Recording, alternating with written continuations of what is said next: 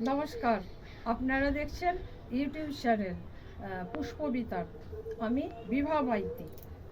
এই দেখুন, আপনাদের এই একই বেগুন গাছ আমি পরপর প্রায় 4বার ভিডিও ছেড়েছি। এইটা আমার 5বার।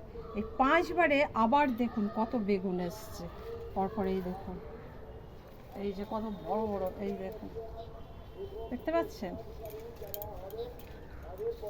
এই যে পরপর রয়েছে, কত বড় বড় দেখুন, খুব বড় বড়। এই যে এই যে খুব বড় বড় হয়েছে, প্রত্যেকটা ডালে 4টে 5টে করে আছে। এই যে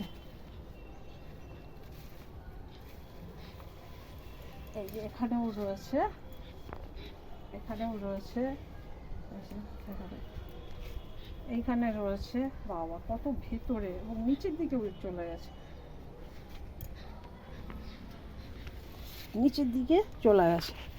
সাধারণত আপনারা জানেন যে চারা যদি সত্যিকারের খুব ভালো চারা হয়, তাহলে দেখবেন কিভাবে বেগুন হচ্ছে পরপর। একবার হয়ে গেল, সব আমরা তুলে নিলাম, আবার হলো, আবার তুলে নিলাম, আবার হলো, আবার তুলে নিলাম। এইটা 5ম বার। এই যে গোড়াটা দেখুন কত মোটা। এই যে এখান থেকে দেখুন, এখান থেকে দেখুন, এইটুকু এইটুকু জায়গাতে বিশেষ কিছু খাওয়ার নেই। মোটামুটি একটা তৈরি মাটি আর কম্পোস্ট সার আর 1-2বার তরল খাওয়ার দিয়েছি, এবং ভার্মি কম্পোস্ট রয়েছে, এবং ফাঙ্গিসাইড, পোকার জন্য 1-2বার ফাঙ্গিসাইড দিয়েছি।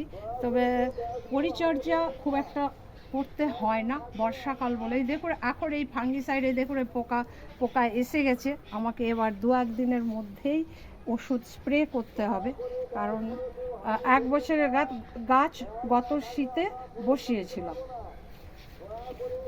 আপনারা সত্যি কথা বলতে, আপনারাও যদি এইভাবে 1-2টো গাছ রাখেন, আমার মনে হয় আর বাজারে কিনতে হবে। খুব সাধারণভাবে এই গাছগুলো করা যায় ছাদ বাগানে।